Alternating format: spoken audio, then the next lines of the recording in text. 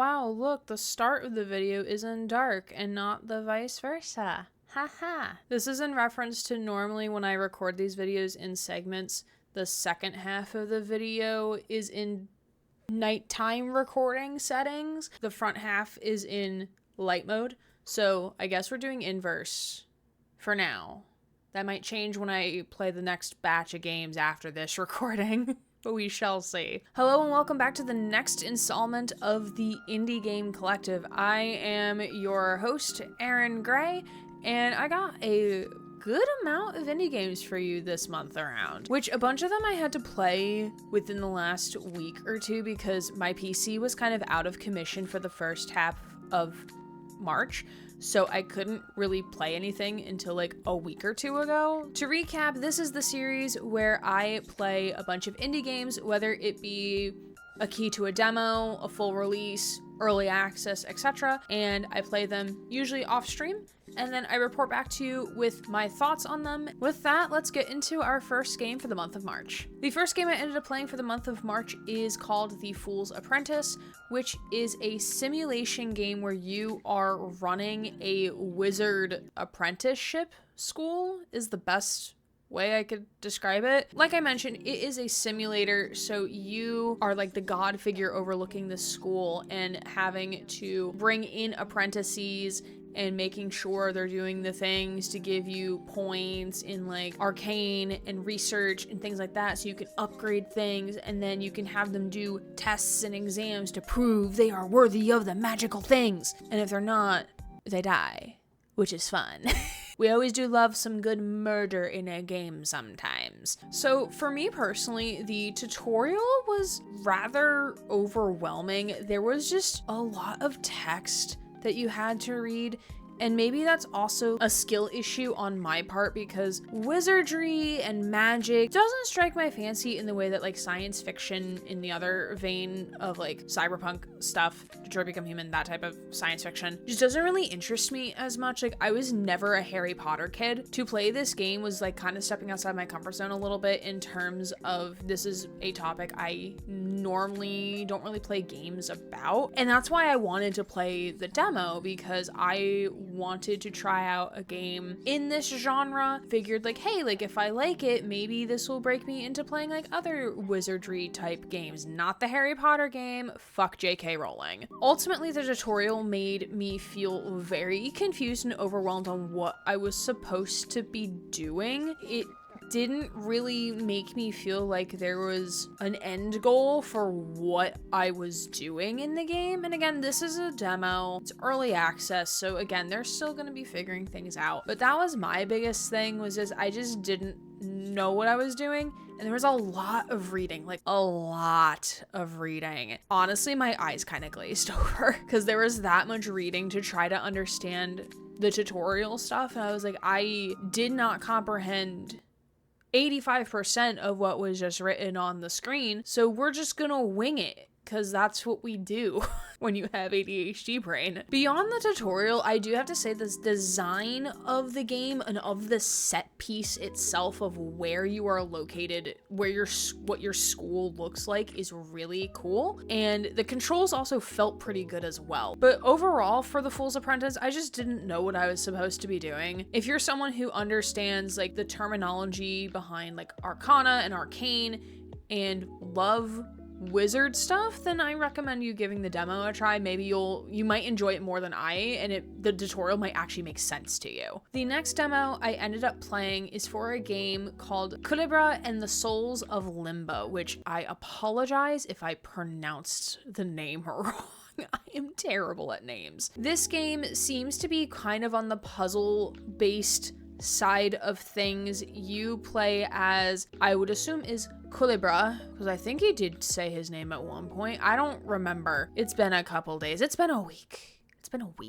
Peak advising started. My brain doesn't exist anymore. But you're playing as Kulebra, who is the skeleton of, I believe, a snake, if I recall correctly, or if the game ever told us, I don't actually know. Who, and you can assume, is kind of like in the limbo stage of like the afterlife. And basically, you as this character are going to be assisting other souls through limbo. And the concept is really, really cool. Like, I'm really interested in how this is going to be portrayed, and like the characters are really quirky and interesting. Like there's this bird that comes up to you and has this mail that delivers, and just like the humor is really cute. I really like that. The style of the game is like kind of in this like 2D-esque side scroller, but with like some 3D depth to it. So it's not like a traditional side scroller like the Super Mario game was, which because of that depth, the controls on the PC weren't the best in the world, which it made it hard for my brain to keep up on like what button is what. So shout out to the developers for putting like the buttons on the screen for like, okay, you press this to open the menu, you press this to interact, like thank you. But I think that's why, like, because of the nature of the structure of the game, the controls just feel really weird. Like I had to use my arrow keys instead of WASD to move around, and I was like, this feels weird. My hand should be on a mouse, not my arrow keys. This feels very weird. Honestly, it was probably meant for a controller and then they ported it over to mouse and keyboard. So again, I'm just the plain and boring one of this situation. And again, much like the last game, the art style is really, really good and unique, and the music is also pretty boppin'. So I really hope the music is on Spotify. And overall, the demo definitely gives me vibes that this is going to be like a super chill game and a cute game as well. It doesn't give the vibe that there's going to be like boss battles or anything like super high stakes, high pressure related. It just seems like you're going to be solving puzzles and interacting with people, which honestly sounds like super chill. So if it sounds like something you'd be interested in, I would give the demo a shot for yourself. Next on our list for this portion of the video is a game called Solarpunk, which is another sandbox simulation game where instead of being like, you know, like a Stardew Valley or a game that I played called Light Your Frontier, but without a mech, we don't have a mech in this game from my understanding. We are building a farm and starting like a new life on floating islands in the sky. And it seems like eventually we'll be able to like hop from island to island in the sky and have like trans-island transport and shit like that. I didn't play the entire demo. I played like enough for me to get like a vibe and a taste of the game, which is what I usually do for demos. So I like the location aspect of it, like on how like there's these like small islands in the sky that eventually you'll be able to go to, and I would assume like these different islands are gonna have different resources, which would be really cool. If that wasn't already considered, you should definitely consider that. The demo is super basic with what you're able to do in the game, so it's really just teaching you about the crafting, about how you make things, how are you doing things. Very similar to any other simulation game where you're starting from ground zero, very akin to that. And we got to explore the island a little bit. I did like the way that it's very vertical, so instead of being like a super flat plane, there is some verticality to it. It does have like very high peaks. There's a lot of paths you can run up and run around on, which is really nice, but there is also just some flat tops with some trees decorated around for you to actually start your farm, which again is convenient. Good to do that because this is a farming game. I'm hoping in the full release there will be some sort of story to it, because if there is no story and this is just what you're expected to do, then I can find myself getting bored of it pretty quickly, because I am definitely someone who likes to have some sort of story to keep me motivated to continue playing, especially like if there's like mystery involved of like, ooh, like there were people here before us and we need to figure out what we're supposed to do. Even if it's like something like Subnautica where there is a story, but it's very like underlined and thinly threaded, and it not a punching you in the face like you need to do the story right now. You're not forced to do the story at any point. That would be enough to keep me motivated to continue playing the game. But again, this is a demo, so if you're interested in anything like Subnautica, Light Your Frontier, you might want to give the demo a try, see how you enjoy it. The graphics are pretty good. I don't recall there being music. That's probably a faux pas on my part. I just don't recall the music off the top of my head. The next demo I played was a demo for the game called Rue Valley, and this one, when it came into my inbox, I was so excited. I have been eyeing this game for like a hot minute, so I was super stoked to be invited to play the demo. Essentially, it is a visual novel slash mystery in the style of Disco Elysium. Disco Elysium is a game that I do want to play. I haven't played it yet just because I know how much of a time sink it is. Good reason for it to be a time sink, but I know how much is going to have to go into me playing this game, and it is a game I've been thinking of streaming sometime in the future, so I have to mentally prepare myself to stream this game. Rue Valley kind of feels like a really good primer, an introduction to the style of Disco Elysium for those who've never played Disco Elysium before. The plot of Rue Valley is essentially you are playing as the character Eugene Harrow?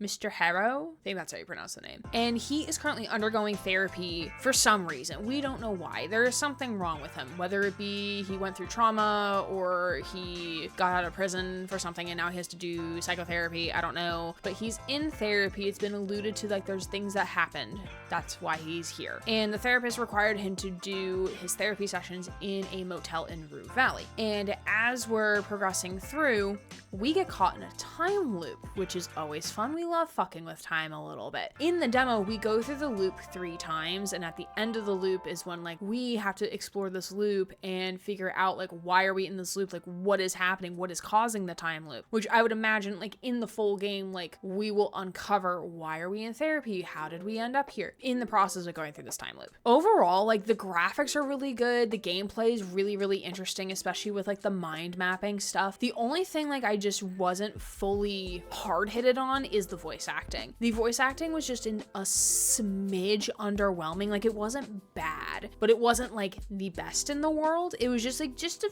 tiny bit just not fully there. There was in the beginning a narrator for some of your internal actions, but then most of the time there is no narrator. So I'm like, oh, is it only for specific times that the narrator comes in and like narrates your actions and like what you're thinking about or what you're doing or like the internal monologue? Like I'm not sure. I would rather have them do one or the other. Like if you're gonna have someone voice act that internal monologue, have them do all of it. If they're only gonna do some of it, I'd rather just not have it to begin with. Just because it just makes it inconsistent, especially when I'm streaming it. I don't want to step on the voice actor's toes, you know? I don't want to be reading something and find out like, oh, the voice actor's reading it instead, because like now all of a sudden the voice actor is doing the things. But again, the voice acting is better than AI, so I will take it. Anything is better than AI at this point, so I'm happy with that. Overall, with Rue Valley, I'm really excited to see how the story is going to progress and like what the mystery is. And the music's also pretty great. And again, this definitely does scream Disco Elysium is the inspiration here. Ultimately, in the end, it makes me really excited to play Disco Elysium. With that, I'm going to turn it over to Future Gray to tell you about the other demos we ended up playing for the month of March. Good morning. I went for a walk, dropped off some Etsy packages, and here we are to record the second half of this video. The next game I ended up playing was a game called Hexaroma, which actually reminds me a lot of Dawn Folk, which is a game we played for last month's Indie Game Collective. It's a tile management game, so almost like Dwarf Romantic, where you have like these different hexagonal tiles that you have to pair and match and meet objectives for. Kind of like that in terms of the shapes of the system and how you get the tiles in a way. You're creating a town and you have to balance the needs of your town, which that is the part that is similar to Dawn Folk. I'll be honest, my first run of a game in Hexaroma did not go well. With any sort of management game, I always suck at balancing the needs of people, especially with food. So like all of my people are currently starving. I do have to say the art style is really nice. You have these little people that you can assign to different parts of the village. So for example, I first assigned people to work on the farms and in the fields so we can have food, because food's important, as I always tend to forget somehow and always tend to run out. But you can also have different eateries, so like there's a tavern you can get, there's bazaars that people can work at, there's logging companies, again very similar to Dawn Folk but in a different style and without this like dark presence, as one would say. It did take me a bit to figure out what exactly I was doing in the game. Not necessarily like there's a storyline, that part of it, but more of like, oh, this button does this, that type of situation. Not that the tutorial was bad, it was just took me a hot second to figure out what the fuck I was doing. But overall, it's a really cute game. I believe it is now fully released, so feel free to go check it out for yourself. And I'm definitely going to return to it in the future and start a new game because I don't want my villagers starving anymore. The next game I played is a game called Grove Fisher, which is a newly released idle fishing game, much like the name suggests. And a lot like these idle games, this is a game you can have on in the background as you're working on other things, or for me, like if I'm in meetings with students, I can just have it up in the background and occasionally click on my mouse button every once in a while. It honestly reminds me a lot of Cookie Clicker, but Cookie Clicker is a lot more chaotic in many ways, which I need to check on my Cookie Factory. Mental note for later, I need to check on that. So Grow Fisher is a lot more chill in relation to Cookie Clicker, where you are basically fishing in ponds. And you can unlock new ponds by getting more money. You can reset your ponds to make things go faster, which is something you can also do in Cookie Clicker. The only thing I'm not sure about is if you continue to generate money when you're not in the app, which is something that you can do in Cookie Clicker. I think it's an upgrade you get at some point that, depending on the level of the upgrade, generates more cookies like as you're not in the app. Oh God, I probably have so many cookies right now. I can definitely see this game being something I play idly, like again, in the background as the purpose of it. And also because I kind of want to see where it goes. The only thing I'm like not super excited with is that like you don't actually get to see the fish you catch. I thought that was going to be because like I love fishing games, whether it be something super realistic like Fishing Planet or something super silly like Insane Aquarium Deluxe, which is one of my favorite childhood games. I love fishing games. I really enjoy them. That's why like I'm always looking for fishing games in simulator games, always. So I was really sad that like you can't see the fish that you fish unless if that's something that's coming later or something I haven't unlocked yet, then cool. If you're looking for something to just have chill idly in the background, like while you're working or doing something else on your computer, then the last game we end up playing for the month of March is a game called Urban Jungle, which is also a newly released game. This game does have a story to it, and it kind of combines unpacking with like a puzzle game. And I don't really have like an example of like another game that would best relate to that portion of it, which is a game, by the way. Like I don't mean like unpacking like furniture and shit, but like technically that's what you're doing,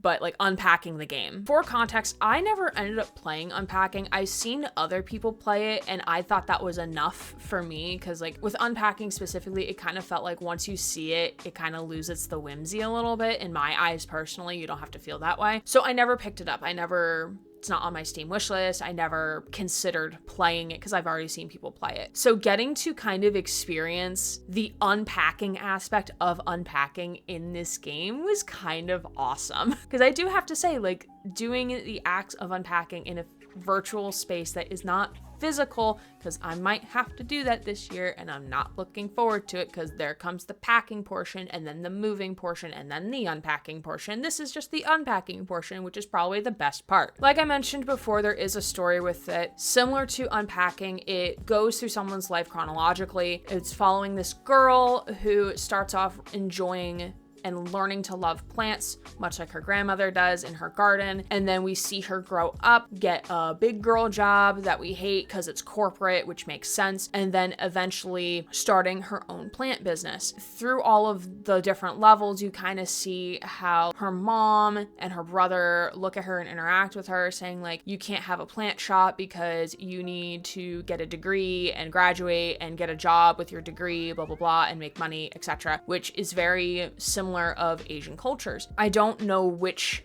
Asian culture this represents. I'm not sure if it's supposed to be like generally speaking or if there's a specific one in mind. I don't know if the game exactly tells us or if in the Steam store description it says. It is very reminiscent of what I know of Asian culture and what is expected of kids as they are getting older and getting jobs. I always enjoy games like this because I like being able to explore cultures that are different from my own. So I'm really happy to got a chance to play this game because again, it's still super cute. Even if you don't care for the story aspects of it, the gameplay itself is really, really fun. Again, there is that unpacking element to it. So you are unpacking boxes, you get to move things around, but then you also have to take care of the plants. So each plant has their desired need, whether it's sunlight or no light, humidity or no humidity, and then plants that they like and don't like being next to one another. So it's finding those balances and getting to collect all of the plants as well across the different levels. And also it has the cutest cat in existence. Like this cat lives here like he's paying rent.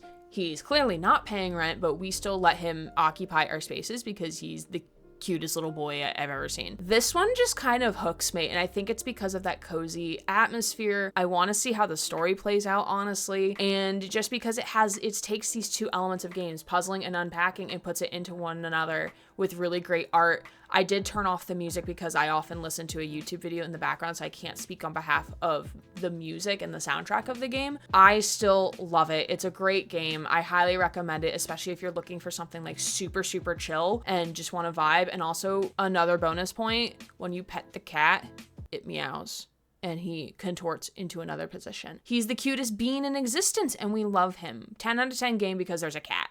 Honestly. So that ended up being all of the games I played for the month of March. I didn't get a lot of time to play all the games I wanted. There are 2 other games I didn't get to play, which is Horticular, which I keep wanting to say horticulture, but that's not what it is, but that's what the pun of the name is, and The Deadly Path. So those 2 I didn't get to play this month. Hopefully I'll have time next month to get to dive into them, whether they're a demo or a new release, along with any other games I'm asked to play. Yeah, this month we had a lot of great games. Thank you, developers, for giving me a key to try them out and get to mess around with them. I really enjoy getting time to play these smaller games from other studios, especially on the indie variety. And if they're demos, excited to see what's to come. And if they're newly released, like, thank you again for trusting me to play your game. And I had a lot of fun with them. With that, that is the end of this Indie Game Collective video for the month of March 2025. Let me know if you ended up playing any of these games, whether they're demos or new releases. Let me know down in the comments, or which one you're really excited for, especially if it's a demo. I'm personally really hyped for Rue Valley, but if there's another one on this list that we talked about that you're also really excited for, let me know. With that, I will see you all in the next video or live on stream. My name's Erin Gray, queer by Twitch streamer,